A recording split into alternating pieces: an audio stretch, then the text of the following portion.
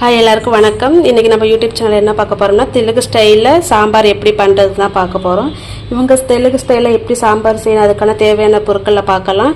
First நான் வந்து பப்பில் சாம்பார் பப்பில் நல்லா தக்காளி, பச்சை மிளகா, ஜீரகம், மஞ்சத்தூள், மிளகாத்தூள், மல்லித்தூள் இது போட்டு ஆயில் இது எல்லாத்தையும் சேர்த்து 6 விசில் வரைக்கும் நல்லா வேக வச்சு எடுத்து வச்சுருக்கேன்.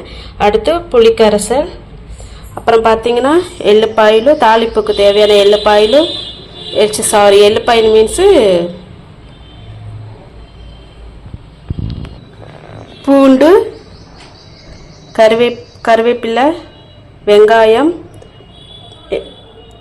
வரமிளகாய், அப்புறம் வெஜிடபிள் வந்து கேரட்டு, கோவக்காய். இதுதான் சாம்பாருக்கான தேவையான பொருட்கள். இதை வச்சு நம்ம எப்படி சாம்பார் செய்யலான்னு பார்க்கலாம். இதில் பார்த்தீங்கன்னா ஆல்ரெடி வேக வச்சுருக்கணும், எல்லா பொருட்களும் போட்டு வேக வச்சுருக்கிறத வந்து இந்த புளி கரைசலை அதோட சேர்த்துக்கணும். அதை சேர்த்துட்டு அப்புறம் பார்க்கலாம்.